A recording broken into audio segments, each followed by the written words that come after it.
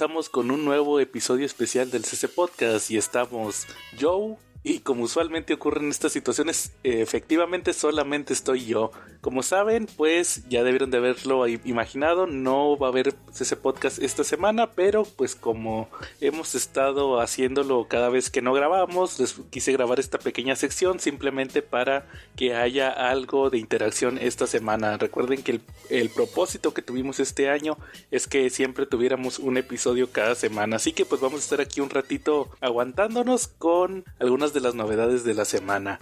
Y pues también como cada semana vamos a empezar mandando saludos a toda la CC banda. Ahora sí traje mi acordeoncito para que no se me olvidara. Recuerden que la semana pasada se me olvidó y ahí faltaron varios CC cuates. Así que pues vamos a empezar mandándole saludos primero pues a Quetza, también a David, a Carlito Roldán, que no se nos olvide también, igual Enrique Hurtado, a Toño Pérez, Javier Ramos, saludos a nuestros amigos de YouTube, Juaco Enro, también a Leonardo Navarro y Jonathan Reséndiz, así como al buen Gabo Velázquez, a Alberto Morales, que no se nos olvide, saludos hasta Querétaro, al buen Alberto Morales, y también pues a los demás de la CC Banda, como al buen Jen, saludos al Jen de la Hora Muda y la Cápsula Muda, a Chinaski y a Don Armando de los Marvel Legends México Oficial, así como también a Dave Odinson, también de nuestros fans de la página de Facebook, y que no se nos olvide también a Víctor Pérez Pérez. Igual también un saludo a la banda de Ladron Corps, que pues ya ni siquiera pongo ahí el podcast, y saludos también a su administrador, el peruano, que nos odia, así que pues saludos igual ahí a los que nos escuchen de la comunidad de Ladron Corps. Chequenlos, son de los mejores tradumaqueteadores, si no es que estoy equivocado con el concepto, de cómics de DC en toda Latinoamérica. Saludos allá. Y saben que también se me estaban olvidando los saludos de Charlie. Saludos a los Tortugos, a los Silver Riders, a la gente del Take It Sushi, a la gente del Mesón Gaucho, a Rebeca la gerente, también a Fernando González Aguirre, el Bebote, y a toda la banda que usualmente saluda a Charlie. También a ese grupo que yo no menciono, donde venden cómics en español.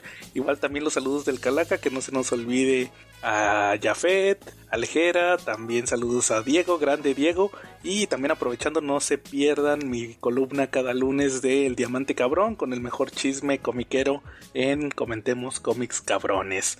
Y pues vamos a empezar este mini episodio con pues una de las secciones que usualmente tenemos, como la de las noticias. Creo que hubo varias noticias ahí que llamaron la atención en la semana y que vale la pena mencionar, como por ejemplo una que se nos había pasado la semana pasada fue que se anunció que Mike Mignola avisó que ya había acabado la filmación de la nueva película de Hellboy, que pues muchos ni siquiera sabíamos que lo estaban grabando. Algo había escuchado pero no estaba muy seguro.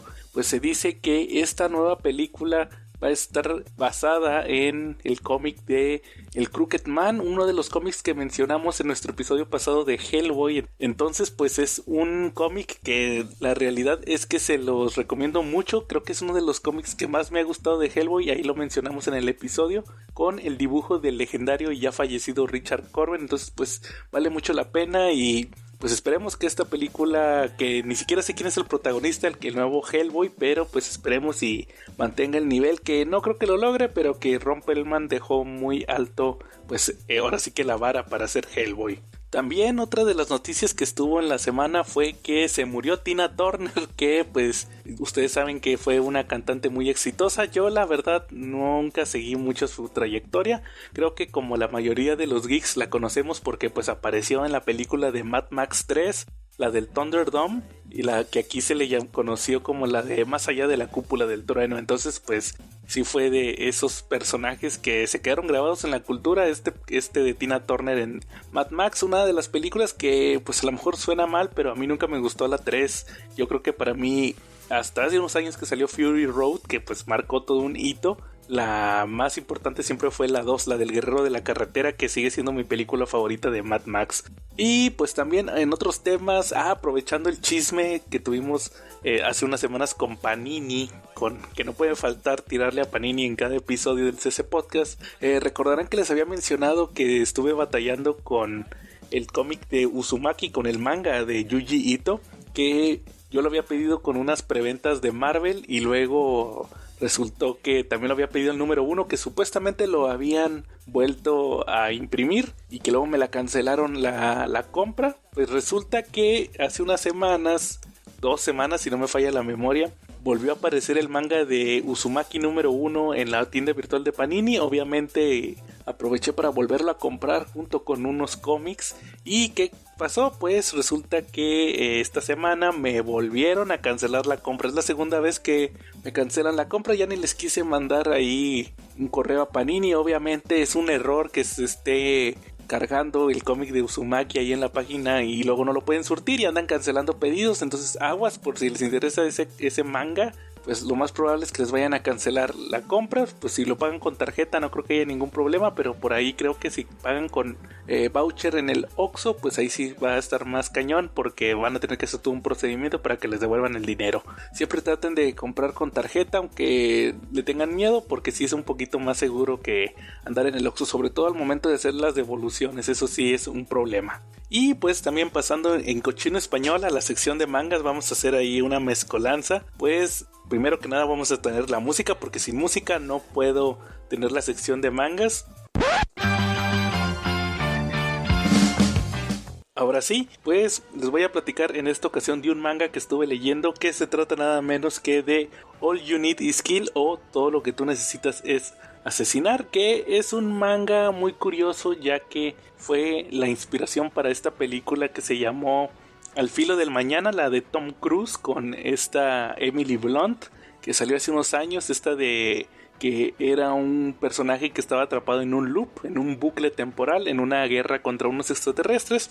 Pues está basada en un manga que en realidad no era un manga, era una novela ligera de estas que son muy populares en Japón. De hecho ya se han traído algunas a México. All You Need Is Kill es una historia donde muy diferente a lo que vimos en la película. Vamos a conocer a un personaje japonés que es Keiji Kiriya, de hecho por el mismo nombre de Keiji. Más adelante al final de la obra le dan el apodo más bien de Killer Cage.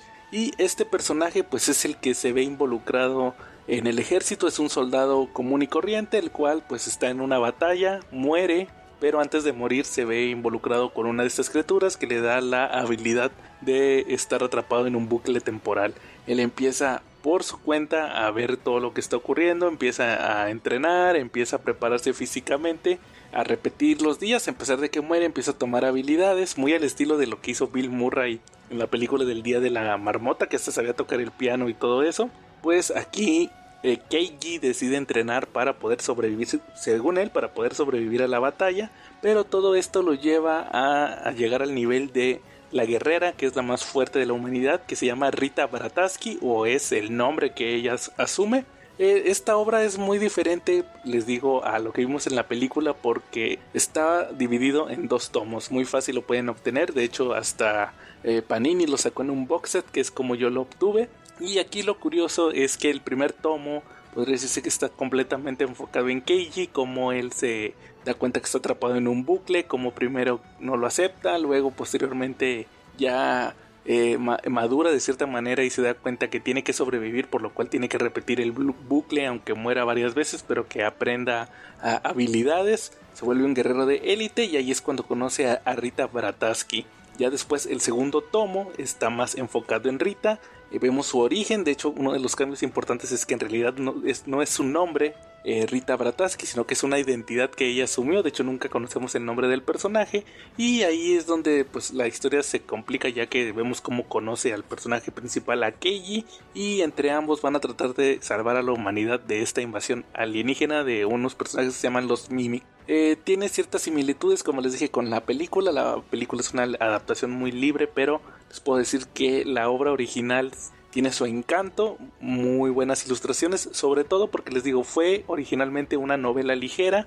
De hecho aquí menciona que el autor es Hiroshi Sakurasaka y tuvo storyboards de Ryosuke Takeuchi.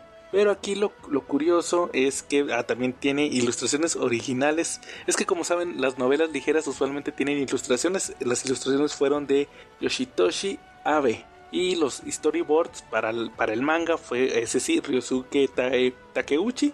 Pero ya los acabados y los dibujos finales que es muy común que ocurra esto cuando una novela se adapta a un manga. También lo mismo pasó con Sword Art Online, que es muy popular. Aquí el arte de esta adaptación a manga fue de el mismísimo Takeshi Obata, que pues si no saben quién es el dibujante de Death Note, este manga que también fue muy popular y que tuvo un anime y hasta películas de Netflix y películas live action, unas muy buenas, otras muy malas, pero que a mí me gusta mucho su arte y sobre todo porque él fue el artista de Death Note junto con el escritor que también hizo la misma obra, y posteriormente ambos hicieron este manga de los chavitos mangakas, el de Bakuman, lo que se trata sobre hacer manga justamente, que lo he hablado en varios episodios del podcast.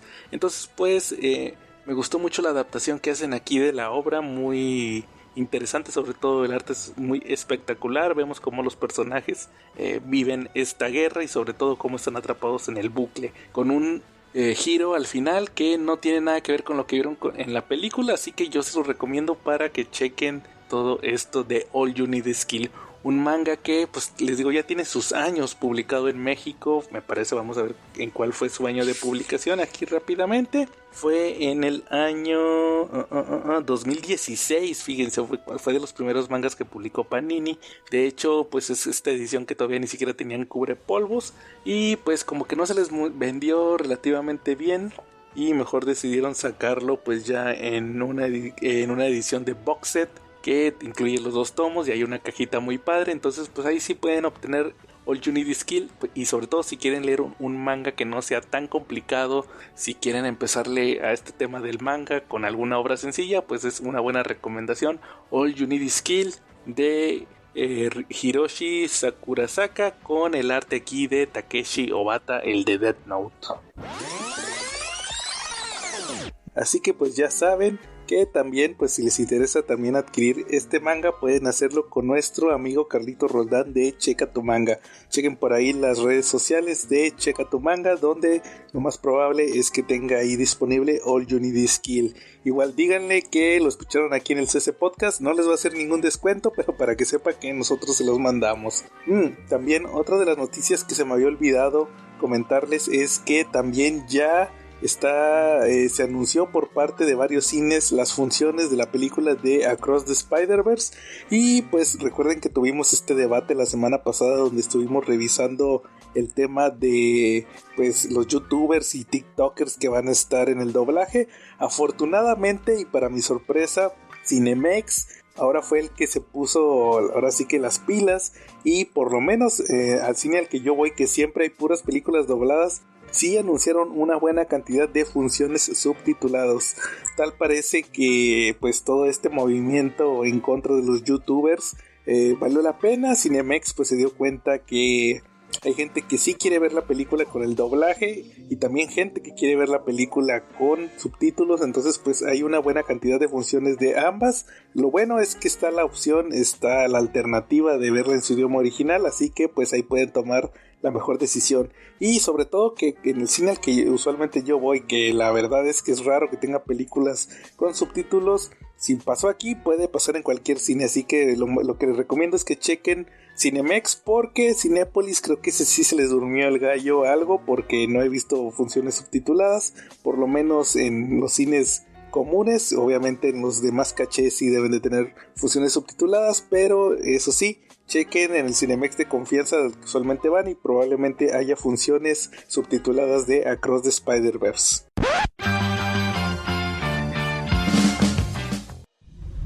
Y qué tranza, cabrón, escuchas del CC Porn Podcast. Como esta ocasión hay mini capítulo, pues también tenemos un mini checklist. La verdad es que esta semana, por tratarse de una quinta semana, en realidad no salió mucho.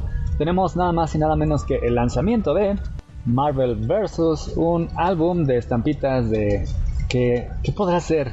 ¿Qué se imaginan ustedes que pueda venir en este álbum de Marvel? Pues bueno, sí, la particularidad es que en el caso de este álbum, por lo general tenemos álbums de ciertos héroes o de películas o sucesos. Hemos tenido álbumes de Dragon Ball, de FIFA. Aquí tenemos, por supuesto, de todos los héroes de Marvel, pero a diferencia de otros, no se concentra nada más en lo que viene siendo los héroes, sino que también tenemos a sus principales villanos. Esto está pues chido, porque por lo general a los villanos no se les pone atención, es lo que acaba dándole forma a los héroes. A veces los antagonistas también cuentan con causas que parecen justas o que, pues bueno, les dan una buena razón de ser. Aquí, hasta donde he podido ver, incluso tenemos estampas de distintos tamaños. Si no estoy mal, esta incluye un cómic en donde también van a poder pegar estampas. Está pues interesante el concepto, no es el típico álbum que solamente vas coleccionando diferentes estampitas. Y pues bueno, por lo que se puede ver, también se trata de versiones pues más modernas, no tanto dibujos clásicos, sino de épocas pues del Ultimate para acá. El álbum pues ya viene con unos sobrecitos, está en 89 pesos y ojo porque cada sobre cuesta 25 pesos, pues cada vez se pone más importante, ¿no? El desembolso para los sobrecitos. Y por parte de manga no tenemos nada nuevo, no tenemos lanzamientos, solamente tenemos un par de reediciones. Esto está muy interesante, muy chido. De cuando en cuando salen mangas que son bastante famosos y de repente la gente se entera y ya los agarra números muy arriba. Así que pues bueno, Panini, preocupado por esto y por su economía obviamente, lanza las reediciones de los 3 primeros números. En las semanas anteriores tuvimos títulos tan buenos como Nana, como Spy Family. En esta ocasión tenemos Dragon Ball Super, los 3 primeros números, estos con un precio de 109 pesos cada uno. Ya saben, la continuación de una de las franquicias más populares de los últimos tiempos. Spy Family tuvo un nuevo lotecito, así que puedes conseguirlo aún. Esta serie está bastante chida, es muy divertida. Y para los pajilleros, bueno, los de Spy Family están en 129 y en 119 tenemos los 3 primeros tomos de Las Quintillizas. Una historia entre divertida y de harem, en donde vamos a ver con cuál de las 5 quintillizas se casa un chavo que, pues bueno, por azares del destino acaba siendo su tutor, que pues bueno, es de su misma edad, así que tiene bastante sentido que pues, al estar conviviendo con todas ellas, de repente comiencen a desarrollarse sentimientos. Y pues ya saben, si quieren conseguir cualquiera de estos, estamos disponibles en cualquiera de las redes sociales de Twitter, Instagram, Facebook, TikTok como Checa Tu Manga, o en Avenida Tamaulipas, esquina con Alfonso Reyes, muy cerca de Metro Patriotismo. También me pueden ubicar en Google Maps. Y en cualquiera de estas mandar un mensaje con su pedido y yo se los envío hasta su casa si es que viven muy lejos, por Correo de México o Mercado Libre. Gracias a Dios, la sección fue muy corta por hoy, así que podemos volver a la programación habitual.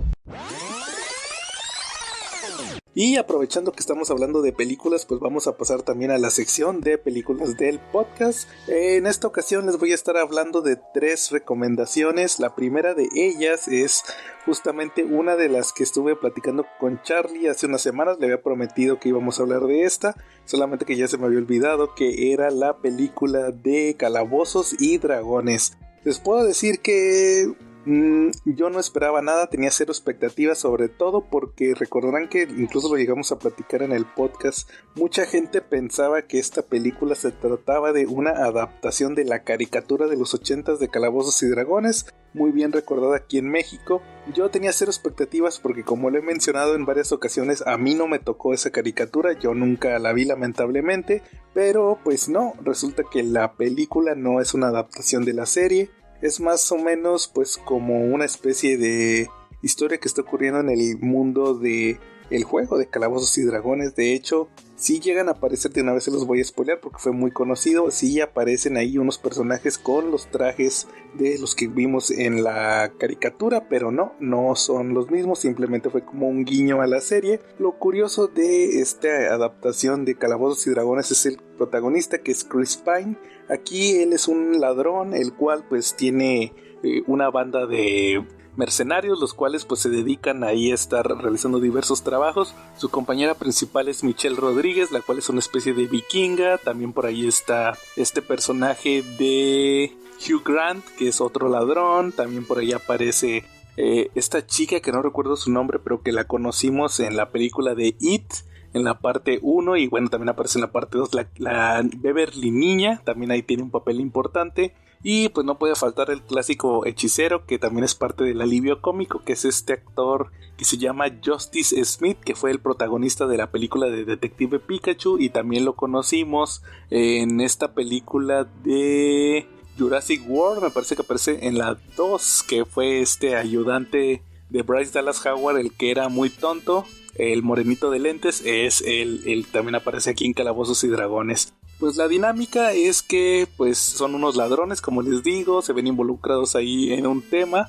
y pues tienen que realizar una búsqueda para obtener un objeto mágico, muy al estilo de lo que usualmente ocurre en las partidas de Calabozos y Dragones, y posteriormente tienen un enfrentamiento con otro personaje que también tiene habilidades mágicas. Más que una adaptación, como les digo, de la serie, de hecho fuera de los cameos estos que les platiquen no hay nada más. Tiene muchísimo humor, no sé qué tanto le caiga a la gente que es fanática del juego de rol que tenga tanto humor, sobre todo pues lo compararía con un humor tipo Marvel, a veces tiene humor hasta de tipo pastelazo, entonces pues no sé si los jugadores, los roleros como les dicen, pues tengan el humor para estar aguantando este tipo de cine. Tiene muchos chistes, tiene pues mensaje familiar, al final pues es una película simplemente para entretener.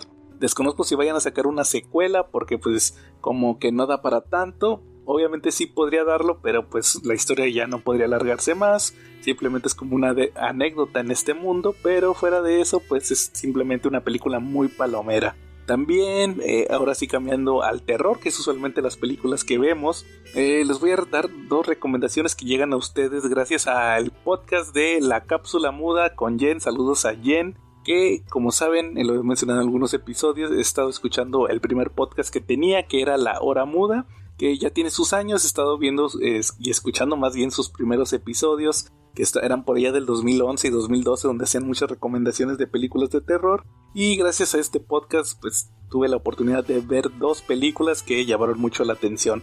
La primera que les voy a platicar es una que se llama Frozen, sí, pero no es la de Elsa y esto de Olaf y cómo se llamaba el monito de nieve. No, es una película de terror que se llama Frozen. Aquí el protagonista o parte del equipo de los protagonistas es este actor, el que hizo de Iceman en las películas de los X-Men, no recuerdo ahorita su nombre, pero que son unos gemelos. Él ahí aparece, es Sean Ashmore, si no me falla la memoria, o es el otro, Aaron Ashmore, no recuerdo, es uno de ellos dos, creo que es Sean Ashmore. Resulta que aquí interpreta a un esquiador, el cual pues anda con su amigo y con la novia de su amigo, que van a una montaña a esquiar, pero pues la trama se complica cuando pues quieren andar ahí de picudos, de gandallas, y se quieren subir a la montaña en este, pues que viene siendo pues en este riel, que en este cable que existe, que tiene unas banquitas, que es el que los sube hasta más arriba de la montaña. Ya se quieren subir para hacer una carrera, pero pues ya se les hizo de noche, ya el guardia ya no quiere que se suban, pero logran subirse. Por ahí, por un malentendido, terminan quedando atrapados a medio camino en la noche con una tormenta. Ya se vació la montaña, todo el personal ya se retiró y ellos están ahí atrapados en las alturas. Entonces pues ahí es donde la trama se complica, porque empiezan a pensar, oye, está haciendo frío, nadie va a venir por nosotros porque ya no regresa el personal hasta dentro de una semana, estamos aquí en lo alto, ya viene una tormenta de nieve, no tenemos agua ni comida, la chava creo que hasta tenía ganas de ir al baño. Entonces pues tienen que empezar a tomar decisiones de cómo le van a hacer para poder salir de esta situación, y pues van a estar ahí con ciertos peligros de la misma naturaleza que la hace una película muy entretenida, ya que llegan a tener ciertos por ahí malentendidos, se abren entre ellos, lo que piensa sobre todo el personaje de este chavo, el Iceman, que pues como que no le gusta mucho la relación que tiene su amigo con la chava, como que se hace ahí el ofendido de que, oye, me cambiaste por ella, antes eras bien chido y ahora pues andas de mandilón. Entonces pues ese es el tipo de mensaje que mencionan en una parte, pero luego sobre todo las decisiones que empiezan a tomar para poder salir de este problema es lo que realmente llama la atención. La mera verdad, sí les voy a ser muy sincero, y aunque suene un poquito mamón, a mí no me dio miedo, sobre todo porque ese es el problema de que ahí está el Iceman. Entonces pues no te la crees que sean una persona que esté realmente en peligro, pues sabes que es un personaje conocido, un actor conocido, lo hemos visto en muchas series, creo que hasta salió ahorita en The Voice, si no mal lo recuerdo, hace unas temporadas. Entonces pues sí, creo que eso sí me saca mucho de la fantasía de la película. pero aún así tiene pues mensajes importantes y sobre todo lo que estás viendo ahí que les ocurre, sí está medio cañón. Entonces pues ahí está la recomendación y curiosamente se llama la película Frozen, creo que es del 2011 si no me falla la memoria. Frozen fue antes de la película esta de Pixar, entonces pues sí, así la encuentran fácilmente. Y de hecho está disponible en Prime Video, ahí la pueden encontrar. Ahí fue donde yo me la topé, había escuchado la recomendación en La Hora Muda y ahí fue donde ya la pude ver sin ningún problema. Y la segunda película, que es la más cañón que vi justamente también de La Hora Muda, es una película que tiene una historia bien particular. Se llama Megan is Missing, también es del 2011, pero se grabó en 2006. Ahí estuvo el director batallando para poderla estrenar. ¿De qué se trata la película? Pues es una película que estaba contándonos lo que viene siendo el secuestro de una muchachita. Toda la película está grabada con cámara de video en mano. Es una chavita que anda ahí con su cámara, también con grabaciones de webcam, con conversaciones tipo Skype. También por ahí vemos noticieros. El chiste es que son dos amigas, una de ellas se pierde. La otra amiga sabe que se perdió porque andaba metida fíjense, todavía estaba metida en foros de internet, ahí en los chats. Y resulta que conoció ahí un personaje que hizo que se metiera ahí a este tema. Queda con un cuate, por ahí vemos que esta amiga, la que se pierde, tenía ciertos problemas personales que la hacían vulnerable, entonces al final decidió toparse con este desconocido del internet y vemos ahí una grabación de un estacionamiento donde se la llevan. Entonces parte de la película vemos cómo está toda la investigación de dónde está, llegan a interrogar a su amiga, la de la que trae la cámara, que si estaba peleada con ella, todo lo que ocurre ahí. También las amigas le echan la culpa porque sabían que tenían broncas. Vemos ahí unos noticieros que están ahí dándole seguimiento a la noticia, pero la película se pone más cañón ya cuando falta una especie de media hora para terminar ya la cinta, ya que vemos que a esta chavita al final le termina pasando algo ahí parecido. Ella grababa muchos su cámara era como una especie de diario en video y vemos por ahí que de repente le empieza a aparecer ahí en el fondo un personaje que como que la está acosando, y posteriormente ya en la película nos avisa que pues también esta chavita desapareció,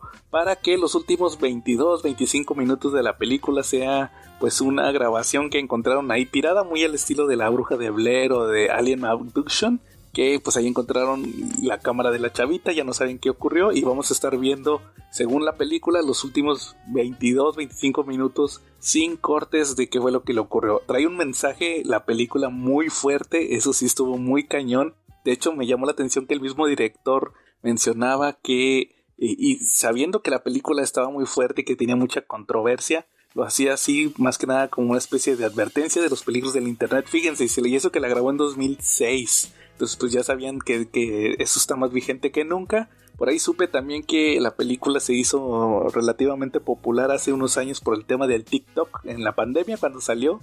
Como que mandaban muchos videos de la película y mucha gente pensaba que era real. Pero pues aquí es ficción, pero eso sorprendentemente, por lo menos para mí, sí, aquí sí muchas veces se me olvidaba que era una película y sí sentía la grabación muy real. Sobre todo ese final que está muy cañón, no se lo recomiendo que la vean con sus hijos o que la vean con sus amigos o su pareja si son sensibles, porque sí es un final muy cañón, sí te deja reflexionando y te dice que está muy cañón todo este tema de, pues del, ¿cómo le dicen? El catfish o catfin o no sé cómo le dicen esto del acoso cibernético, del estoqueo. Entonces sí está cañón, entonces cuídense, sobre todo también creo que ese es el mensaje de la película. Y está bien padre esa película, pero te deja bien asustado, la de Megan is Missing del 2011. Sí se lo recomiendo, yo creo que es de las mejores películas de terror que he visto en los últimos años, y eso que pues ya tiene más de 12 años. Ahí búsquenla porque sí está muy chida. En el caso de recomendaciones de cómics esta ocasión, pues nada más les voy a platicar, porque vamos a verlo un poquito más adelante en el tema principal, varias recomendaciones del cómic de Stargirl The Lost Children. Este título salió a finales del año pasado, por ahí de octubre, si no me falla la memoria, como parte de la iniciativa de The New Golden Age. Recuerden que salió esta parte de reincorporar los personajes de la Edad de Oro como consecuencia de The Flashpoint Beyond, esta historia donde veíamos que se liberaban unos supuestos personajes de la Edad de Oro, y pues se presentaba el one shot para posteriormente sacarse 2 títulos, el de la Sociedad de la Justicia, protagonizado por Helena Wayne, que ese título nomás no sale. Creo que tiene mucho que ver el hecho que el dibujante es Miquel Janín, el español, que dibuja excelente, pero creo que se tarda demasiado en sacar su arte.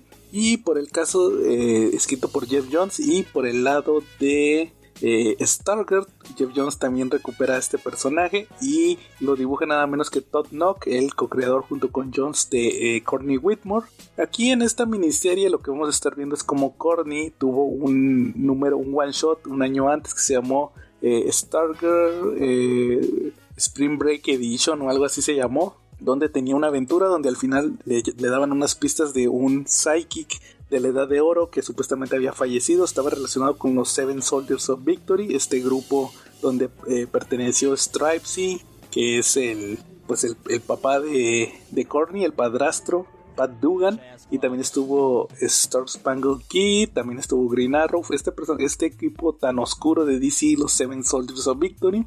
El chiste es que obtiene unas pistas sobre que hay un personaje como perdido que necesita ayuda. Entonces esta Stargirl Courtney ha estado investigándolo junto con Emiko, la hermana de Oliver Queen de la etapa de Jeff Lemire, y pues van a dar con una isla donde supuestamente hay pistas sobre varios psychics de la Edad de Oro que desaparecieron. Entonces pues la aventura ahí vamos a estar dándonos cuenta que Courtney queda como una especie de isla embrujada donde se congela el tiempo. Hay muchísimos psychics, muchos de ellos son inventados, no existían, pero el chiste es que ahora supuestamente todos los personajes de la Edad de Oro tuvieron psychics. Y pues lo que vemos aquí es que están atrapados. Por ahí también llega Corgi, que es el psychic justamente de Rip Hunter de los Amos del Tiempo, que lo conocimos también en Flashpoint Beyond, a este chavito, y pues tiene que armar el plan para poder salir de ahí.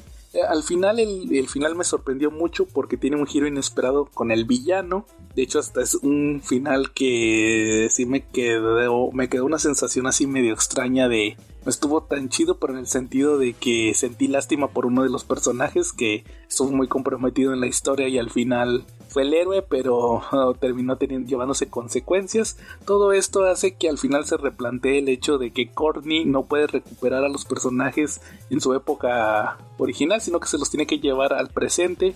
Y según esto, ella va a crear una Young Justice Society que se va a explorar posteriormente en el título regular, pero pues el problema es que está retrasado porque Miquel Janín no ha podido terminar los números. De hecho, actualmente acaba de salir el número 4 de Justice Society apenas, y se supone que el crossover de Stargirl era el número 6, así que habrá que esperar unos 3 o 4 meses para poder ver ese final. Y pues ahora sí, antes de continuar con el tema principal, vámonos a las carillauturas con esta cápsula que grabé entre semana, que la pueden checar en YouTube cada 2 semanas los miércoles. En esta ocasión tocó hablar nada menos que de la película de Justice League Crisis en Dos Tierras, donde se adapta el cómic de JLA Earth 2 de Grant Morrison.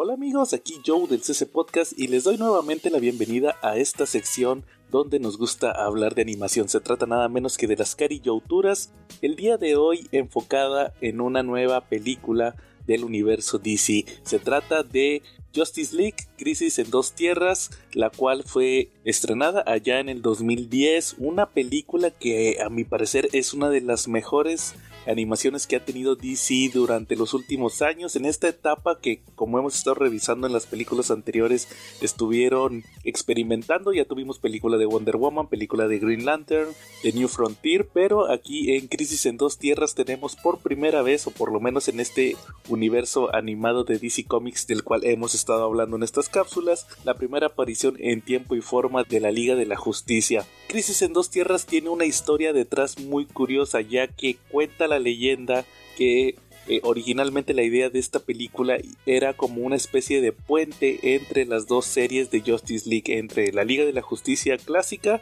y su secuela, la Liga de la Justicia Ilimitada, como que esta película iba a ser un puente. De hecho, después de haberla visto nuevamente, sí noto muchas coincidencias que me hacen pensar que efectivamente podría haber sido esta idea el esqueleto principal de la película, ya que por ejemplo aparecen solamente los miembros fundadores de la Liga de la Justicia. Si bien no aparece Chica Halcón, sí aparece Green Lantern, pero no es John Stewart, es Hal Jordan. Recuerden que acababa de salir también la película de First Flight, que ya hablamos de ella, y al final de la película, después de toda la aventura, vemos cómo el equipo se da cuenta que de cierta manera sí necesita más apoyo, necesita abrir pues unas membresías más de la Liga de la Justicia, y pues eso pues sí tiene cierta lógica con lo que veríamos después en Justice League Unlimited.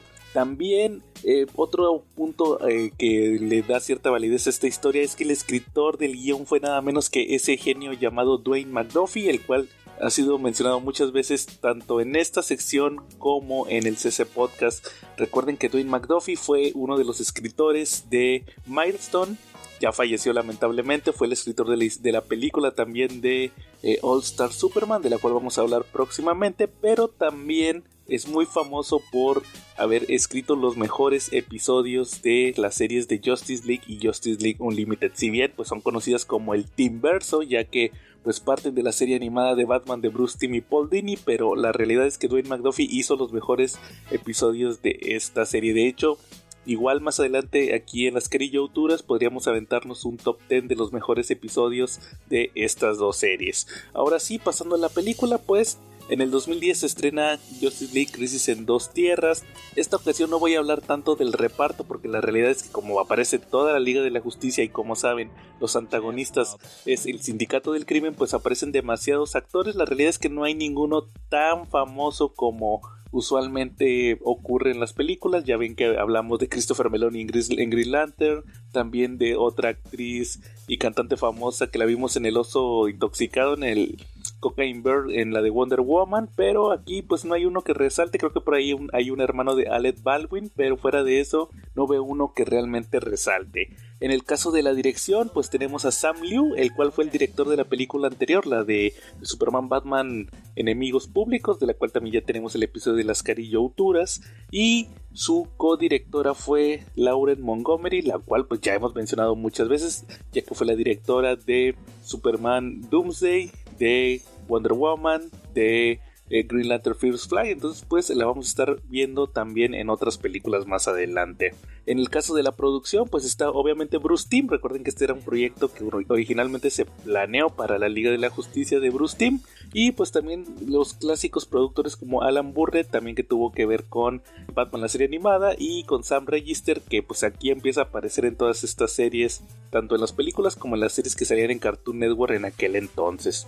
Pasando a la historia, pues les puedo decir que Crisis en Dos Tierras nos va a presentar una historia donde vamos a conocer a estos personajes muy clásicos del universo DC Comics, que se trata de el Sindicato del Crimen, un equipo que apareció originalmente en los años 60 en el título de Justice League, en la Liga de la Justicia de América, donde veíamos cómo se trataba de las versiones alternativas de este equipo. Era una tierra paralela donde pues los buenos eran malos y los malos eran buenos. Este Sindicato del Crimen apareció, o como les digo, originalmente en Justice League of America número 29 de agosto de 1964, pero duró muchos años desaparecido, ya que si ustedes son lectores de cómics y conocen la Crisis en Tierras Infinitas dentro del impreso, pues sabrán que justamente cuando empieza esta obra, la primera tierra que desaparece es la del Sindicato del Crimen. De hecho, justamente también de esta tierra es originario tanto Alexander Luthor Jr. como Alexander Luthor Padre, que pues fueron los que vimos también al principio de la crisis, que es Lex Luthor de la Tierra 3, que aquí es bueno, tiene a su esposa Lois Lane. Después, cuando como ven que va a perecer su mundo de origen, pues mandan a su hijo, que es Alexander Luthor Jr., a la tierra principal de DC Comics, y pues el resto es historia. Ya saben todo lo que ocurrió con el personaje durante tanto la Crisis en Tierras Infinitas como Infinite Crisis. Pero regresando al Sindicato del Crimen, pues son versiones malas de la Liga de la Justicia. Está Ultraman, que es el equivalente de Superman, Owlman, que es el equivalente de Batman, Superwoman, que es el contrario de la Mujer Maravilla, Johnny Quick, que es el contrario de Flash, y Power Ring, que es el contrario de Linterna Verde. Aquí en esta película también vamos a conocer, al contrario de el Martian Manhunter, que muere al principio, Y vamos a ver también a versiones de otros personajes, como por ahí aparecen los contrarios de los Outsiders, de Green Lantern, también de la Justice League Detroit y de la familia Shazam, que vamos a estar viendo ahí en diversos cameos durante la película. Como les digo, este equipo desaparece después de la crisis en Tierras Infinitas, desaparece el concepto del multiverso, ya se deja de utilizar de cierta manera para los cómics y se incluye el hipertiempo, y es justamente ahí cuando el escritor escocés Grant Morrison, muy conocido por sus trabajos tanto en Marvel y DC, decide reincorporar a este equipo en una novela gráfica, ya que él estaba en aquel entonces encargado del equipo de la Liga de la Justicia. Decide trabajar con Frank Whiteley, uno de sus grandes colaboradores, y lanzan justamente la historia JLA Earth 2. Esta novela, publicada por DC Comics, nos muestra pues una nueva versión donde ya no vienen de Tierra 3, sino vienen de una contratierra que se le denomina Earth 2. Ya posteriormente, y con todo este desmadre que usualmente tiene DC Comics con las tierras, se restablece el multiverso y la liga el Sindicato del Crimen vuelve a estar en Tierra 3. Pero para esta novela fue lo que se decidió utilizar para la película de la cual estamos hablando, Crisis en Dos Tierras, que está basada, como les digo, en JLA Earth 2 principalmente. Ya pasando a la historia, pues en esta película de Crisis en Dos Tierras vamos a ver cómo aparece el personaje de Lex Luthor. Aquí sí es mencionado Lex Luthor, que es de la Tierra 3, de la Tierra del Sindicato del Crimen, donde él es el líder de la Liga de la Justicia, que aquí solamente nos muestran que está pues conformada solamente por Jester, que es una versión de el Joker. Como también dato curioso, les puedo mencionar que en otras versiones ha aparecido que el Joker en Tierra 3 es Red Hood, pero como en versión superheroica. Aquí no, aquí es Jester, que pues es como una especie de Arlequín. Simplemente nos mencionan que ellos tratan de robar algo de las bóvedas del Sindicato del Crimen, que termina siendo un componente el cual se llama el Quantum Trigger. Este componente, al final Luthor decide escapar con él cuando se ve acorralado por el verdadero Sindicato del Crimen, y después del sacrificio de Jester termina viajando a la tierra principal de DC Comics. Se entrega a la policía simplemente para poder llamar la atención de la Liga de la Justicia, que apenas está armando su base espacial, la Atalaya. Después de que Superman habla con él y se da cuenta que tiene los órganos invertidos, el corazón del lado equivocado, que la gente normal, todos los órganos al revés, pues deduce que es un Lex Luthor de una tierra paralela. Él pues solicita una asamblea con la Liga de la Justicia, y ahí ellos logran tener una charla donde Luthor les explica ahí que él viene de una tierra alternativa, que ahí están controlados por unas versiones malvadas de ellos, que es el Sindicato del Crimen, y les pide su ayuda para poder liberar a su tierra de este grupo que los tenía prácticamente subyugados. Después de esta junta se llega a la conclusión de que el equipo va a viajar a la tierra del Lex Luthor con el dispositivo que él tiene para poder transportarse ahí, solamente que el único que decide no viajar es Batman, ya que él decide que no está bien que ellos intervengan en asuntos ajenos, sino que ellos tienen sus propios problemas en la tierra principal de DC Comics. El equipo viaja, tiene ahí un enfrentamiento contra dos miembros del Sindicato del Crimen, que es Owlman y Superwoman, las versiones de Batman y de la Mujer Maravilla, entre comillas. También confrontan a sus achichincles, que viene siendo pues una versión, como les digo, de los Outsiders, también una de la Justice League Detroit, y al final llega también la familia Shazam, la versión de esta tierra. Al final la Liga de la Justicia logra huir, se van a una de las bases de Luthor, que en realidad era la base de Jester, del Guasón, que es una fábrica. De hecho ahí tenemos un guiño a la versión de la tierra del Sindicato del Crimen de Harley Quinn. Pero después de esto se decide que van a tener unos ataques coordinados. Se decide que van a viajar en equipos de dos, que es por ejemplo Wonder Woman y Green Lantern, Flash y Martian Manhunter, y Superman y Lex Luthor, para estar haciendo ataques estratégicos a ciertas bases del Sindicato del Crimen. Uno de estos ataques es en Metrópolis, donde Superman y Lex Luthor combaten a Ultraman, que es la versión de Superman malévola, y a Jimmy Olsen, que es una versión muy ruda y fuerte. Aquí lo que vemos es que al final derrotan a Ultraman, lo meten entre comillas a la cárcel, lo arrestan, pero aquí el equipo es citado por el presidente de Estados Unidos, que se nos revela que es Slade Wilson, el personaje que en la continuidad normal es Deathstroke, el cual aquí es el presidente. es un veterano de guerra y pues ha estado subyugado, el gobierno pues realmente ahí está subyugado por el sindicato del crimen. De hecho el mismo Luthor menciona que pues el gobierno en realidad casi todo es gente corrupta o gente que pues que tiene que permanecer agachada porque el sindicato del crimen los tiene prácticamente comprados o amenazados. Otro detalle también que menciona Luthor es que si el sindicato del crimen no se ha hecho con el control del mundo completo es porque le tienen mucho miedo a que el gobierno saque ojivas nucleares y termine destruyendo todo. Aquí Slade les menciona que pues lo que están haciendo es muy riesgoso y que no vale la pena arriesgar a tanta gente simplemente si pueden negociar con el sindicato, a lo cual reacciona la hija de Slade, que es Rose. En los cómics ella es la villana Ravager. Aquí menciona ella que pues que vale la pena luchar. Ella usualmente da discursos contra el sindicato del crimen en público, se ha visto amenazada y Slade tiene mucho miedo que le llegue a ocurrir algo. Aquí en la película nos meten una trama que pues no entiendo yo muy bien cuál es el objetivo. Obviamente es entretener, pero pues como que quieren crear un lazo entre personajes, ya que Rose tiene una especie de enlace o química telepática con el Martian Manhunter, con John Jones, y esto lleva a un romance donde ambos personajes se unen, intercambian sentimientos y terminan realmente enamorados, a pesar de que es ahora sí que el amor prohibido, ya que son de tierras diferentes. Y pues vamos a estar viendo este subplot durante toda la película, donde el Martian Manhunter va a estar protegiendo a Rose de ataques pues enviados por el sindicato del crimen para eliminarla.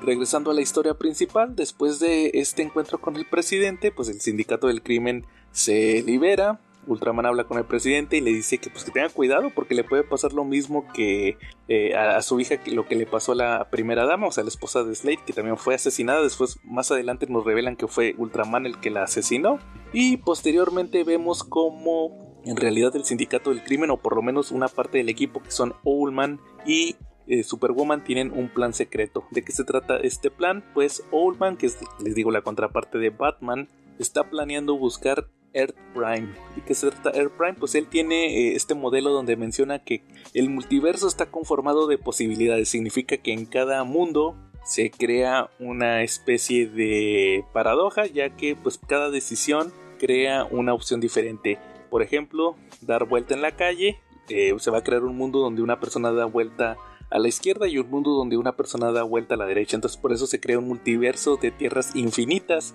ya que cada decisión crea una tierra. Para Owlman lo importante es encontrar la primera tierra, la que dio origen a todo, y ya que él tiene el plan de destruirla, ya que esto pues crearía una reacción en cadena que destruiría todo. Para poder realizar esta operación necesita el Quantum Trigger, lo que robó Lex Luthor, y pues en base a observación crea un aparato similar al que usó Lex Luthor para viajar. Se lo entrega a Superwoman y ella viaja a la tierra principal de DC, ya que descubre que ahí fue donde Lex Luthor escondió el Quantum Trigger. De hecho lo escondió en la base de la Justice League. Aquí vemos cómo hay un enfrentamiento entre Superwoman y Batman, que fue el único que se quedó. De hecho se llevó a sus tenientes, que son la familia Marvel, y Superman termina llamando a ciertos personajes del universo DC como Aquaman, Canario Negro, Black Lightning, entre otros, para que también le ayuden en la pelea. Pero después de una apretada batalla vamos a ver cómo ahora sí se arma el enfrentamiento final, ya que la Liga de la Justicia decide viajar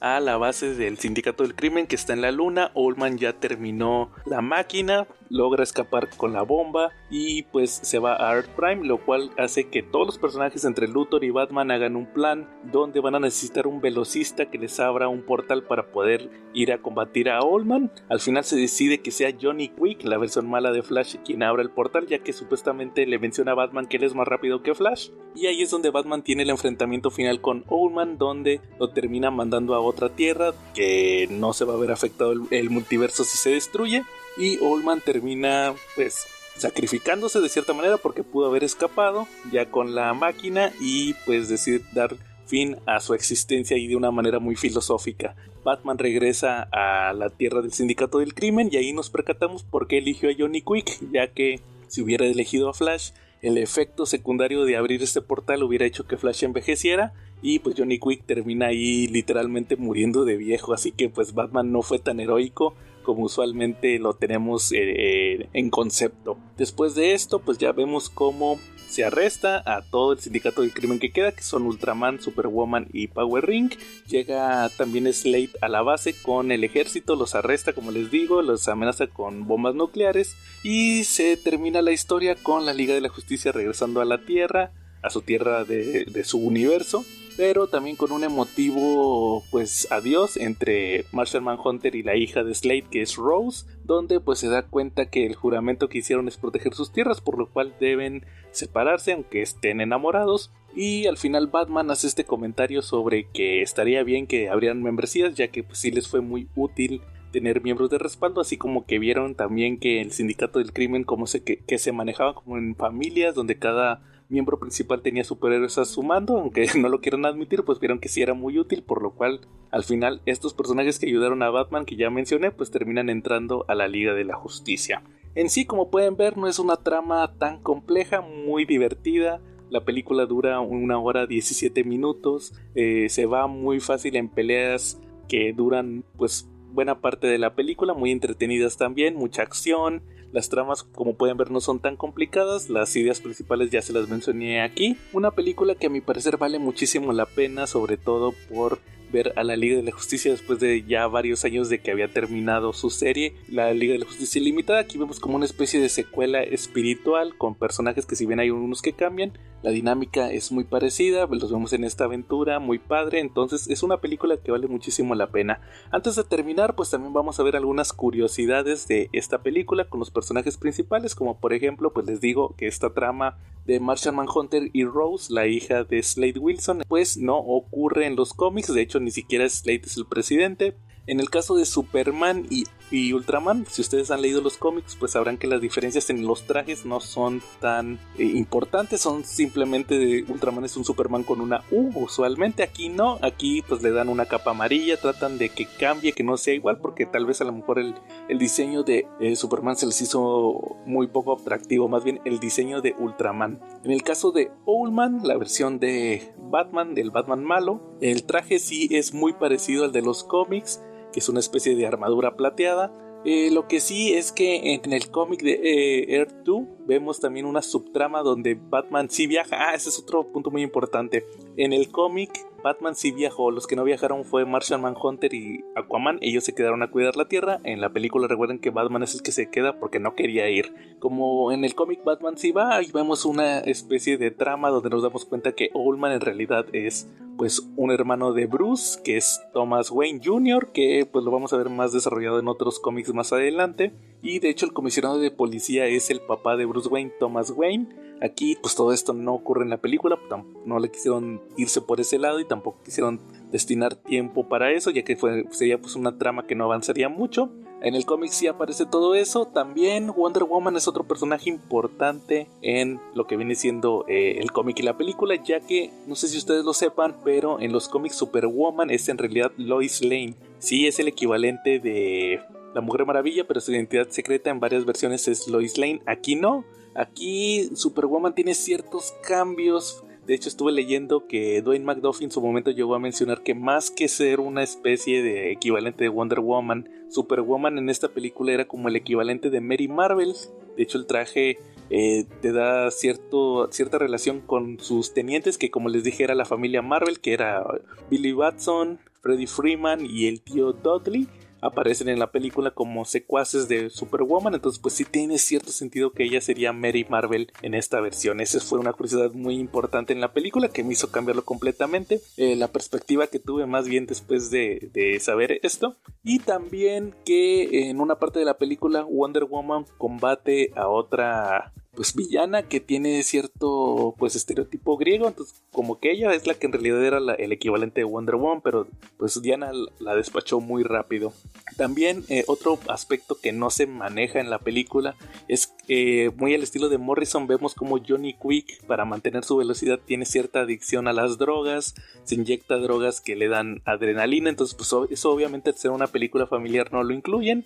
Y sobre todo los cambios entre el cómic y la película más importantes es pues el giro, ya que como pueden darse cuenta con mi descripción, la película tiene un cierre donde pues ahora sí que la Liga de la Justicia logra un cambio en la Tierra de los villanos. En el cómic no, aquí en el cómic Morrison juega muy bien con el tema de las equivalencias, que es un equilibrio, así como hay tierras buenas, tiene que haber tierras malas. Y lo que vemos ahí es que, por ejemplo, el Sindicato del Crimen completo viaja a la tierra del universo DC, ya que dicen que tiene que haber un balance. Como la Liga de la Justicia viajó a la tierra del Sindicato del Crimen, tenía que haber un balance, por lo cual el Sindicato del Crimen fue transportado a la tierra principal de DC Comics y ahí crean todo un desmadre que termina siendo de cierta manera controlado por Martian Manhunter y Aquaman de cierta manera, hasta que ahora sí regresa el equipo principal y ponen todo el orden. ¿Cómo termina la historia en los cómics? Pues, como les digo, tiene que haber un equilibrio, así que al final no se logra de cierta manera nada. La tierra de villanos tiene que permanecer con villanos, ya que si la Liga de la Justicia hubiera logrado que hubiera un cambio, pues eso se hubiera visto reflejado en su tierra, ya que entonces los villanos hubieran ganado en la tierra principal. Un concepto muy marihuano, pero muy al estilo de Grant Morrison, que nos encanta. Entonces, como pueden ver, hay muchas diferencias con el cómic. Creo que ambas versiones son muy válidas y vale mucho la pena tanto revisar JLA Air 2, el cómic de Morrison y Frank Whiteley, como la película de Crisis en Dos Tierras. Y pues prácticamente con eso estaríamos terminando esta edición de las Cari-Youturas. Recuerden que pues ya estamos tratando de tener un poquito más de estabilidad en la sección, traerla más seguido. También ya vamos a comenzar con películas muy importantes del universo DC Comics, así que no se lo estén perdiendo. Y pues también díganos sus sugerencias, qué películas les gustaría que habláramos. Vamos a tratar de tener un orden con las películas de DC. Ya posteriormente tendremos otros proyectos, así que si ustedes quieren que hablemos de una película en específico, sobre todo de DC Comics, pues tengan paciencia, porque poco a poco los vamos a sacar en orden y vamos a llegar a esa que ustedes quieren que revisemos. Y pues sin más por un momento, aquí estuvo Joe y nos vemos en la próxima. Bueno, y después de esta recomendación, pues vamos a pasar ahora sí al tema principal de esta semana. Que pues si no se lo imaginan, la realidad es que estuve pensando cuál iba a ser el tema principal para este solo, pero pues resulta que no se me ocurrió absolutamente nada. Pero lo que también se me ocurrió fue que pues en lo que estuve tratando de elegir el tema me acordé de la famosa tómbola, la que usamos cada semana para sacar el tema principal del CC Podcast, y dije, oye, ¿y por qué me voy a limitar a un solo tema? Entonces pues voy a estar sacando papelitos, así que ¿qué les parece si sacamos 10 papelitos? Y con eso pues vamos a saber cuál va a ser el tema, pues una pequeña introducción al tema y que probablemente después aparezcan ya en episodios completos ya con Charlie y la Calaca del CC Podcast. Así que pues vamos a empezar y como siempre lo hacemos en el sorteo, agitamos la cajita. Y pues ahora sí vamos a ver cuál va a ser el primer papelito que voy a sacar. Así que vamos a ver. Yo creo que tengo como 100 papelitos. Caricaturas de cómics. Acabamos de tener la sección de las Cari-Youturas, pero pues vamos a hablar un poco de esto. Caricaturas de cómics. ¿Cuáles han sido las caricaturas de cómics que más me han gustado en lo personal? Pues les puedo decir varias. Empezando por Batman, la serie animada, creo que es esta de cajón. La de Superman, pues la mera verdad, sí les voy a confesar que nunca se me hizo tan buena la de Superman. Sí tiene episodios muy memorables, de hecho le he rescatado con el paso de los años episodios, pero pues la realidad es que nunca fui tan fan. De Batman Beyond tampoco, yo creo que porque la vi poco, la realidad. Ya después de eso Justice League y Justice League Unlimited creo que son mis series favoritas de superhéroes de toda la vida, junto con la serie animada de Batman. También Batman Brave and the Bold, la de Batman el Valiente. Al principio no me gustaba tanto esta dinámica que tenían de que pues estaba así como con caricatura de los años 50, ¿verdad? De la Edad de Plata, pero poco a poco le fui rescatando episodios que ya también los hemos platicado en el podcast. Igual también la de Los Vengadores, los héroes más poderosos del planeta. No esperaba nada y fue una serie que me gustó mucho. Lástima que la cancelaron para sacar esa de Avengers Assemble, que fue un cochinero que se iba adecuando conforme iban saliendo las películas de Marvel. Eso sí creo que fue una gran decepción. También de los X-Men Evolution, fíjense que me gustó mucho en su momento, fue una de mis series favoritas. Pero el detalle ahí con X-Men Evolution es que ya en aquel entonces yo no leía cómics, entonces ya posteriormente me di cuenta que hicieron un cochinero con la continuidad de los X-Men, pues ya todos eran adolescentes. La X-Men de los 90s, sí les he de confesar, casi no la vi, no tenía cable para verla, y en el 7 creo que nunca coincidí con los horarios donde pasaban X-Men, entonces sí la vi ya hasta que estaba grande. Igual Wolverine y los X-Men también fue una serie que no la vi en su momento porque ya me tocó verla cuando ya no existía Jetix, que existía más bien era Disney XD, la pasaban ya muy poco.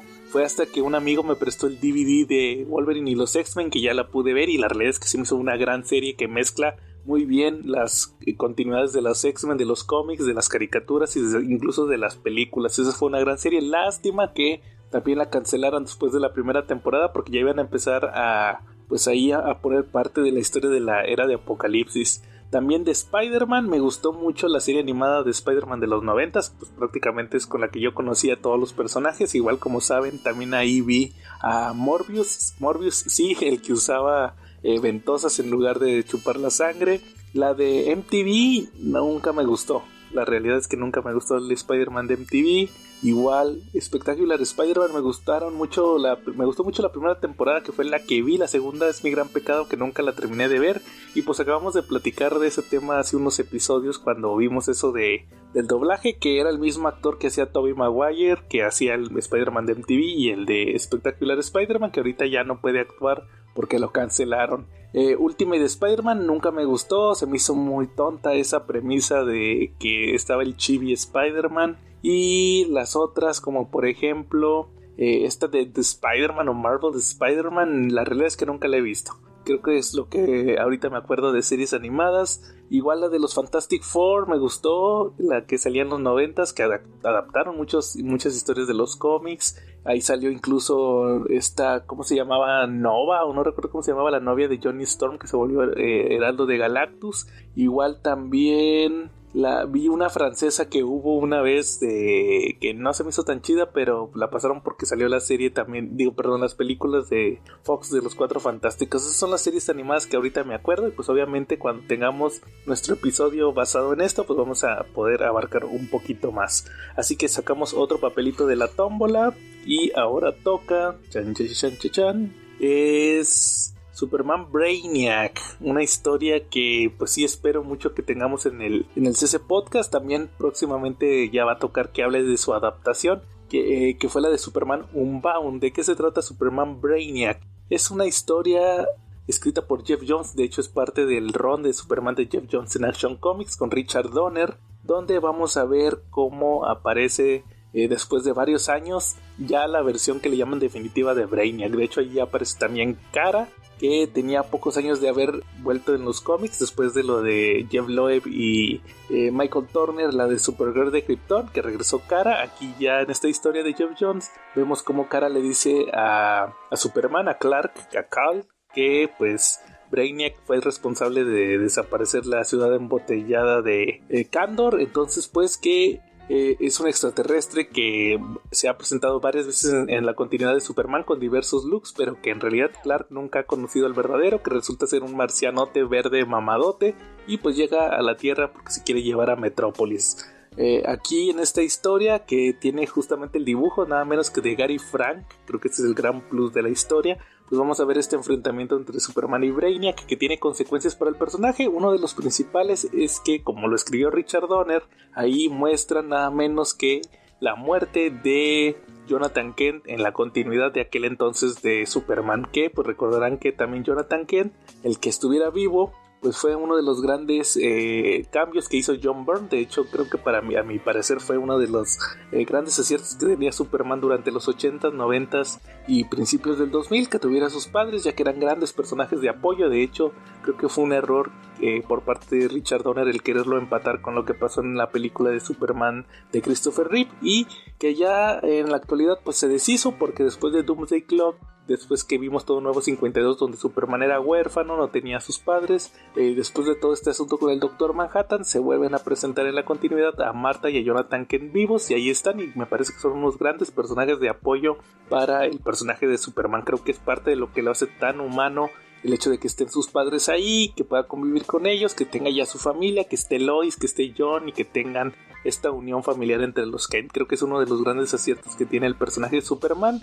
Y pues esto fue parte de lo que ocurrió, de los grandes impactos que tuvo esa historia de Superman Brainiac. Próximamente tendremos nuestro episodio donde vamos a estar analizando la obra completa, así que no se lo pierdan. Vamos a sacar otro papelito para compensar este tema que no quise abordarlo tanto, y ahora va a salir Nostalgia Rucomiquera 2, o sea que otro episodio de Nostalgia Rucomiquera. ¿Qué les puedo platicar de Nostalgia Rucomiquera que esté ahorita en la actualidad? Pues se acaba de pasar el Día del Niño, entonces ya va para un mes. Muchas cosas que vienen a mi mente de mi infancia con los cómics, pues les puedo platicar también. Pues mencioné varias series, pero yo creo que nunca les he platicado que la primera serie que vi de cómics fue la de Iron Man, una que estaba en los 90s, de hecho en el Disney Plus pueden encontrar la primera temporada, si no me falla la memoria.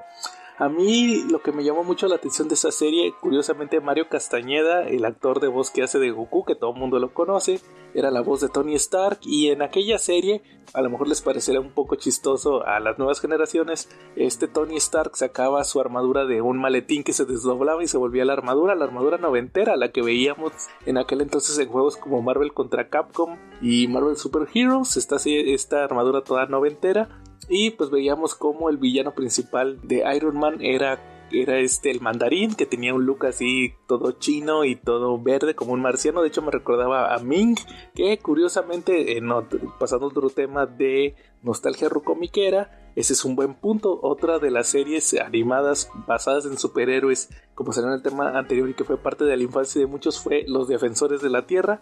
Esta serie donde veíamos a personajes como Flash Gordon, que estaba también el Fantasma, que siempre ha sido mi favorito, y Mandrake el Mago, que pues ahí estaban combatiendo al emperador Ming, el villano principal de Flash Gordon, y pues tenían ahí a sus herederos, que eran el hijo de Flash Gordon, también estaba la hija del Fantasma, un hijo adoptivo por ahí de Mandrake, y también obviamente estaba Lotario, que tenía también a su hijo. Entonces pues era como una nueva generación de héroes que estaba ahí, una caricatura que yo creo que nos marcó a varios, Los Defensores de la Tierra, y que pues por ahí creo que hace unos meses sacaron lo que viene siendo ya las figuras también de NECA, si no me falla la memoria, se pueden conseguir. Entonces pues ahí a todos los que nos tocó, un saludo a todos los que nos tocó Los Defensores de la Tierra en aquel entonces. También vamos a sacar otro papelito para hablarlo, y pues va a salir nada menos que desdoblamos el papelito y salió Quentin Tarantino, que va a ser uno de los grandes episodios del CC Podcast. ¿Qué les puedo platicar de Tarantino que sea actual? Pues que estuve viendo de Tarantino reciente. La realidad es que no he visto alguna de las películas recientemente, salvo Bastardos sin Gloria, que muchos de ustedes saben que es mi película favorita de Tarantino. También creo que fue una de las grandes interpretaciones de Christoph Waltz, esa de Bastardos sin Gloria. Me gusta mucho el personaje de Hans Landa, se me hace uno de los grandes villanos del cine, y pues no me sorprende que le diera tantas repercusiones al actor. Saben que después salió en Django, fue el coprotagonista con Jamie Foxx, posteriormente también estuvo en James Bond. De hecho eso prácticamente la escena Hans Landa lo aseguró para que interpretara también al personaje de Blofeld, que fue el villano de James Bond aquí en la nueva versión, y también que lamentablemente le dieron un final no tan agradable en la última película de James Bond también a Blofeld. Y también por ahí estuvo en Battle Angel Alita, que fue una película que pasó sin pena ni gloria. De hecho hace poco me tocó verla, fíjense, aunque no es de Tarantino, es de Robert Rodríguez, si no me falla la memoria. También Battle Angel Alita, que era la gran ambición de James Cameron también sacar esa película. La vi hace poco un cacho en el cable, me parece que fue en FX, y eso que yo la vi en el cine, Battle Angel Alita, y me pareció interesante después de varios años volver a verla. No me gustó tanto la trama que veíamos ahí, que pues por ejemplo que Alita, que todo se basaba más bien, en vez de basarse en el manga que lo publicó Smash Manga hace unos años, estaba más basado en unos OVAs, que son como, para los que no sepan tanto de animación japonesa, los OVAs son como episodios, pero que no se sacan como serializados como en video, como una caricatura normal, sino de que se sacan como por ejemplo un episodio cada mes y en video, o sea, no salen en la televisión, o sea que se venden más bien. Y sacaron 2 o 3 de Battle Angel Alita, que era una adaptación. Sí estaba parcialmente, o la mayoría de la trama estaba basada en el manga, pero agregaban ciertas cosas que en realidad al final esta serie que les platico, esta película más bien de Battle Angel Alita, estaba basada en el OVA y no tanto en la serie. Ojalá y después se animen a sacar una secuela, que no creo, ¿verdad? Porque sí se quedó con grandes expectativas, como que el gran villano era en realidad Edward Norton, que hizo un cameo al final de la película. Y de Tarantino, pues no ha habido noticias al momento, nada de Tarantino que vaya a sacar, pero pues nunca es una mala oportunidad para ver sus películas. Si yo les tuviera que recomendar películas de Tarantino, yo creo que les recomendaría pues obviamente la de Perros de Reserva, Pulp Fiction, Kill Bill, las dos partes de Kill Bill y Bastardos sin Gloria. Yo creo que son mis favoritas de Tarantino. Sí me fui por las clásicas, ¿verdad? Las de cajón de Tarantino. Ya la de Hateful Eight, tampoco. Django sí me gustó, pero nunca la he considerado como de mis favoritas. También la de Una vez en Hollywood está interesante, pero pues yo creo que sí, esa sería la más de las nuevas, la más interesante, la de Érase una vez en Hollywood, ahí con Margot Robbie. Y pues vamos a sacar otro papelito también para continuar. Vamos a ver qué más sale, que salga algún tema curioso.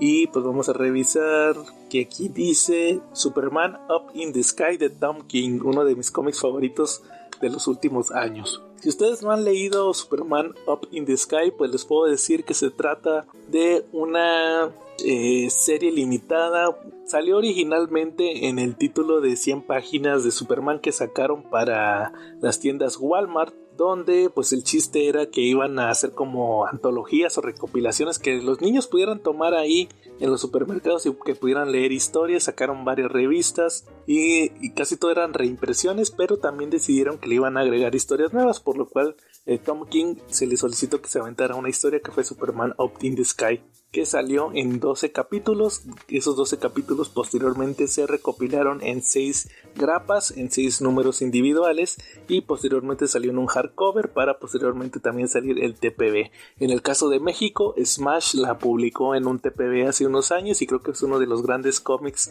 de los últimos años publicado por Smash.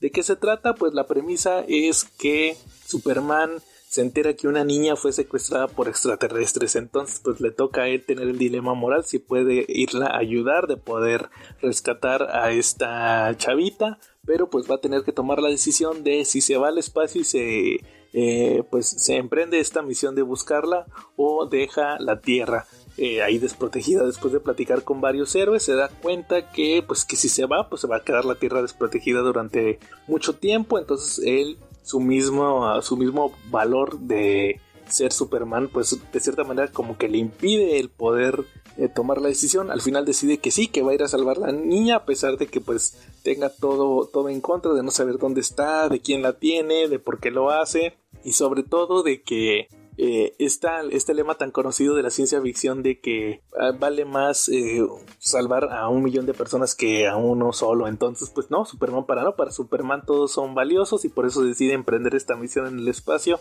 para salvar a esta niña. Cada uno de estos capítulos va a ser una parte del viaje. Nos vamos a topar con situaciones bien bizarras, como el que Superman vuelve a boxear, pero ahora contra un extraterrestre. Superman tiene una carrera contra Flash, pero como que lo interesante de la historia es que vamos a estar viendo la perspectiva de varios personajes sobre lo que simboliza Superman, y sobre todo creo que es uno de estos cómics que sirven para demostrarnos por qué Superman es uno de los grandes superhéroes de la historia, y no solo pues el personaje aburrido que mucha gente cree que es simplemente que un superhéroe con tantos poderes pues no puede mostrar material interesante, sino que la realidad es que hay autores que no tienen el potencial de poder escribir una historia con el gran Superman. Y es así que pues vamos a sacar otro papelito para ver qué otro tema podemos hablar el día de hoy. Así que sale, vamos a ver, héroes sustitutos. Este tema está muy interesante también, creo que ya incluso lo habíamos tenido en un episodio. ¿Qué es un héroe sustituto? Según lo que estoy poniendo aquí, el concepto que agregué para este tema, pues es cuando en un cómic llega un personaje que se apropia del título en respuesta a que el personaje principal deja de estar a cargo. Hay ejemplos muy claros, como por ejemplo, y creo que es uno de los grandes éxitos de los últimos años, el Superior Spider-Man. Recuerden que en esta dinámica que creó Dan Slott en el título de Spider-Man para el número 700, el Dr. Octopus crea este plan donde él queda en lugar de Peter, cambia lugar con él, cambian de mentes y él se queda en el cuerpo de Peter Parker y pues decide, según él, ser un mejor Spider-Man, un Spider-Man superior, por lo cual ahora es Spider-Man. Tiene las aventuras, pero poco a poco se da cuenta que es una gran responsabilidad el ser el superhéroe, no solamente vas a poder hacer lo que él quiera. Y al final, como dato curioso, terminó siendo uno de los títulos mejor logrados por parte de Dan Slott, una etapa muy conocida y muy querida por los lectores. De hecho, cuando terminó muchos decían que bajó el nivel ahora en Amazing, que regresaba Amazing y que pues mejor estuviera el Superior Spider-Man. Ha habido muchos casos, Batman también ha sido sustituido varias veces, por ejemplo en Nightfall, obviamente todos saben que fue Azrael. También cuando murió en Batman Rip, entre comillas, lo sustituyó Dick Grayson, que también fue un gran Batman y tenía pues un potencial muy grande en sus historias. También hace poco John Kent se volvió el Superman de la Tierra. También, ¿quién más ha sido sustituido? Uno de los grandes sustitutos fue Wally West, que después de la muerte de Barry Allen en los cómics en la Crisis en Tierras Infinitas duró alrededor de 25 años, siendo el Flash principal. De hecho, fue el Flash con el que muchos crecimos. También otro héroe sustituto, Wolverine, hace unos años estuvo muerto y lo sustituyó X-23 como el personaje principal de Wolverine. De hecho, todavía hasta hace poco seguía siendo Wolverine, no sé si es más, todavía lo es, si no me falla la memoria. Entonces es un tema interesante porque muchas veces los héroes se ganan el privilegio de poder ser los sustitutos y muchas veces pues no lo logran, son odiados por los fans. Quieren que ya regrese el héroe principal, pero pues la intención es darle siempre una refrescada a los títulos. Igual también me estoy acordando de otro gran sustituto, fue James Rhodes, o sea, el Rhodey, que fue Iron Man un tiempo en los 80s, pero después regresó Tony Stark y Rhodey se terminó convirtiendo en War Machine, él también. De hecho, él fue miembro fundador de los West Coast Avengers y posteriormente también estuvo en Secret Wars. Él fue el Iron Man que fue a Secret Wars. También, ¿qué otro personaje ha sido sustituido que yo recuerde? Pues son los que me acuerdo ahorita a grandes rasgos que han sido sustituidos. Entonces pues hay muchos héroes que han sido sustituidos, siempre como una especie de propaganda para llamar la atención en los cómics. Otro gran héroe sustituto fue Jane Foster, que fue Thor durante varios años cuando estuvo el Thor indigno. Entonces todavía la gente recuerda mucho esa etapa de la poderosa Thor. Así que pues vamos a sacar otro papelito, vamos a continuar con los temas, vamos a ver qué sale. Y aquí sale nada menos que aquí dice Hulk Grey y Capitán América White, de los cómics de Jeff Loeb y Tim Sale, que lamentablemente el año pasado falleció. Pues lo que les puedo decir de estos títulos es que son de los más interesantes que sacaron en Marvel. Creo que a mí, en mi top, pondría que para mí el más interesante es Daredevil Yellow, posteriormente sería Capitán América White, después Hulk Grey y al último sí, nada menos que Spider-Man Blue. ¿De qué se trata Capitán América White? Pues curiosamente fue el que tuvo mayor tiempo en publicarse. ¿Por qué? Porque sacaron nada más, cuando salieron las otras 3 miniseries salió un número 0 de Capitán América y este se terminó apenas hace unos, que serían en 5 o 6 años que salió ya por fin el Capitán América White. ¿De qué se trataba? Pues es una historia donde veíamos una historia de la Segunda Guerra Mundial del Capitán América.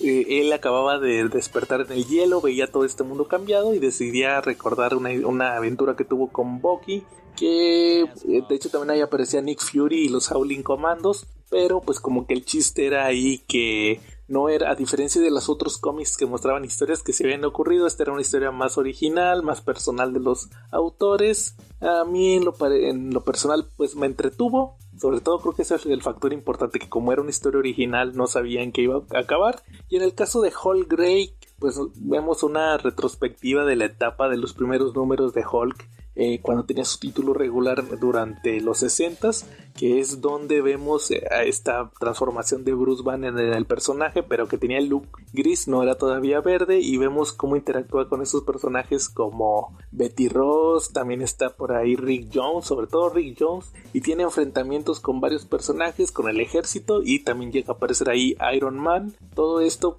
nos muestra esta psicología del personaje de Hulk como el monstruo, y pues va muy bien de la mano, ya que tenemos una trama en el presente donde vemos como en aquel entonces, en los 90s, Bruce Banner se estaba tratando de recuperar de la muerte de Betty Ross, que ya se había casado con él. Entonces pues es un ejercicio interesante por parte de Jeff Loeb y Tim Sale, algunos de los títulos que marcaron su carrera de ambos en los cómics, y sobre todo estos que los hicieron en Marvel junto con los que hicieron en DC, como The Long Halloween. Pero bueno, entonces sacando otro papelito de la tómbola, vamos a ver qué sale. Ya para terminar vamos a sacar otros 5 o 6 papelitos y con eso terminamos el día de hoy. El primero es... a ver qué sale, qué dice este papelito de tema. Dice... El planeta de los simios. Pues acabamos de tener ese episodio. No he leído la serie todavía de Marvel, entonces pues no les puedo decir qué tal está.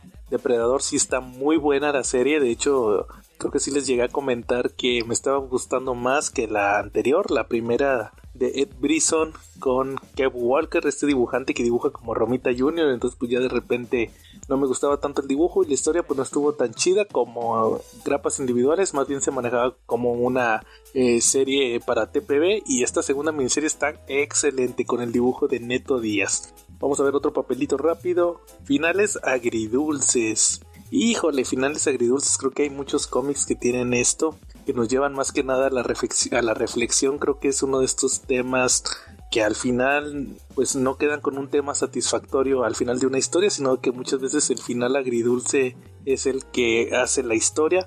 Yo creo que uno de los grandes finales agridulces que he visto es, por ejemplo, en los New Teen Titans. Recordarán que estaba el personaje de Starfire, esta chica tamaraniana, pero antes había existido un personaje también de los Teen Titans que se llamaba Starfire, que luego se convirtió en Red Star, si no me falla la memoria, era un ruso. Total que Marv Wolfman lo recupera para los New Teen Titans, y pues como estaban en medio todavía de la Guerra Fría en los 80s, los personajes no confían tanto en él. Resulta que allá andan en Estados Unidos en una misión, y al final descubrimos que como que te quisieron chantajear un general ruso corrupto a la novia de este superhéroe Starfire ruso, y termina llevando como ahí como una bacteria que la hace envejecer, y pues al final la novia de este cuate termina quedando con minutos de vida. Entonces pues él ahí tiene que acompañarla. Fue un final muy agridulce. También hay otros, como por ejemplo en los X-Men se dan muchos los finales agridulces.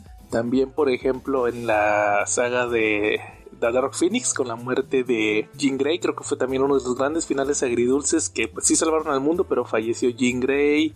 También, pues igual incluso Superior Spider-Man, con el hecho de que se sacrificara Otto. Entonces realmente hay muchos. Creo que ese episodio, cuando lo hagamos de finales agridulces, va a quedar excelente, porque hay muchísimas historias que tienen ese tipo de finales. Vamos a sacar otro papelito. Aquí dice la saga del clon. Ay, esa historia sí da, ese episodio y esa historia da para mucho. En lo personal les puedo decir que nunca he leído completa la saga del clon. Afortunadamente no me tocó la época, pero les puedo decir que muchas veces he leído la miniserie que después hizo Tom DeFalco, donde contaba su versión original de lo que tenía planeado para la saga del clon. Se sacó en el Marvel semanal hace unos años, y también pues hace poquito Smash, cuando todavía tenía los derechos de Marvel, la sacó en un ¿cómo le llamaban?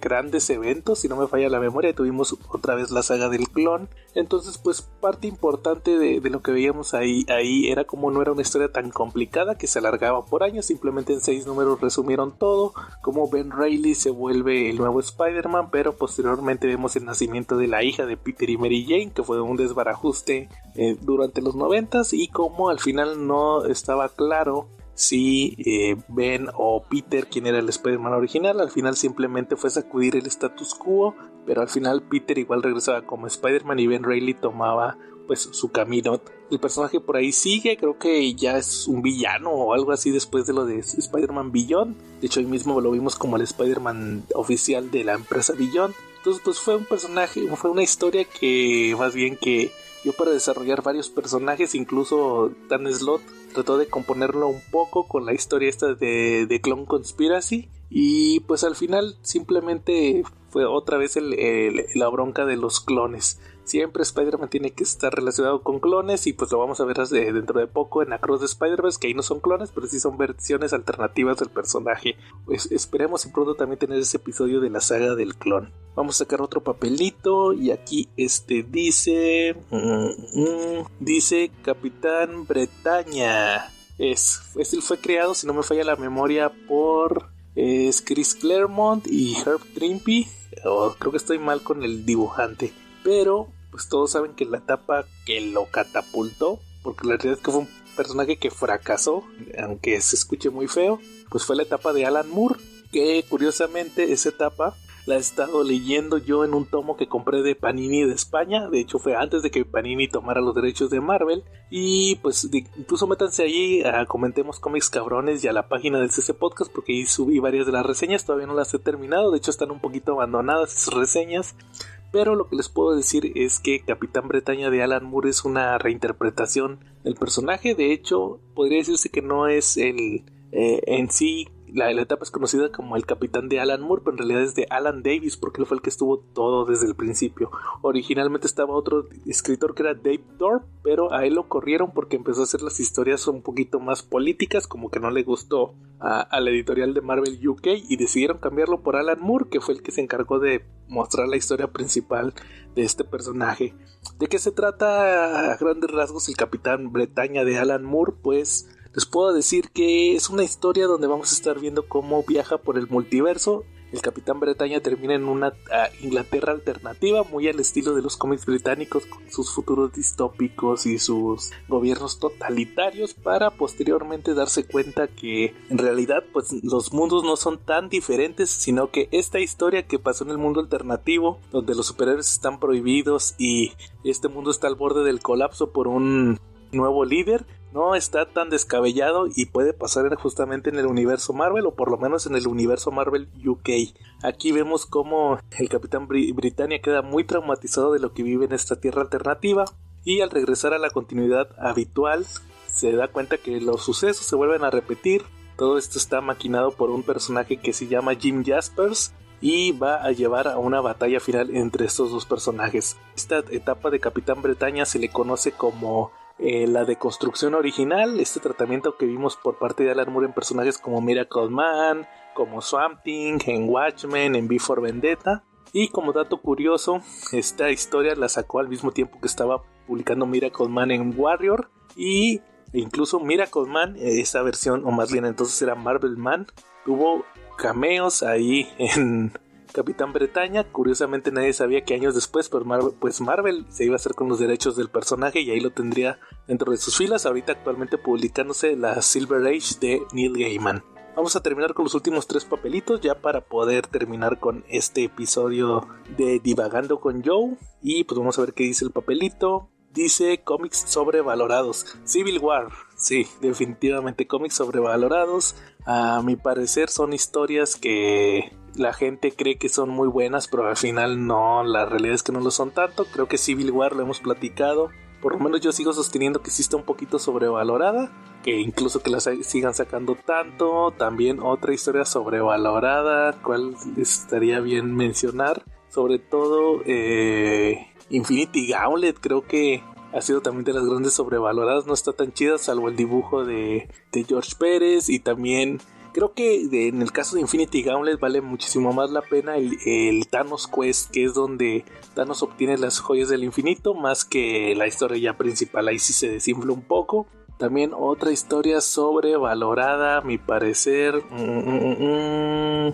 Pues hay varias. La verdad es que ahorita no me acuerdo de alguna otra, pero yo creo que hay varias que no están tan chidas. Yo creo que también muchos de los eventos de Marvel, de X-Men más bien de los 90s, no están tan chidos, y la gente lo recuerda más que nada por nostalgia, más que por lo que sea. Pues también Secret Wars 2, esta que estuvo en los títulos, yo creo que sí está un poquito sobrevalorada. Entonces pues igual, yo creo que cuando llegue su momento también vamos a estar revisando varios. Vamos a checar otro papelito, a ver qué dice, qué otro tema podemos tener ya para irnos, ya para podernos ir a descansar después de esta grabación. Y se trata de el mejor Robin, Dick Grayson. A mi parecer el mejor Robin siempre va a ser Dick Grayson porque es el original.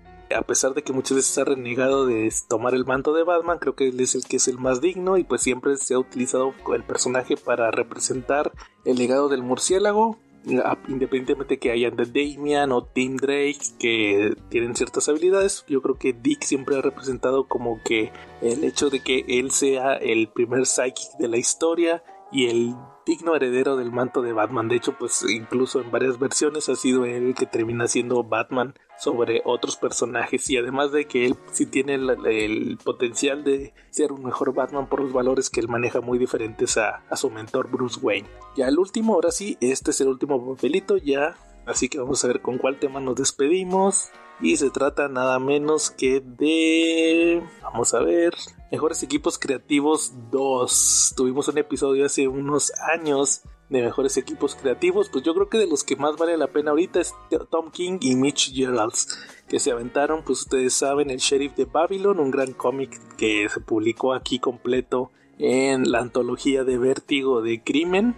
También se aventaron Mr. Miracle, que incluso ganaron un premio Eisner. También se aventaron ahorita One Bad Day del Riddler, que también está nominado a los Eisner.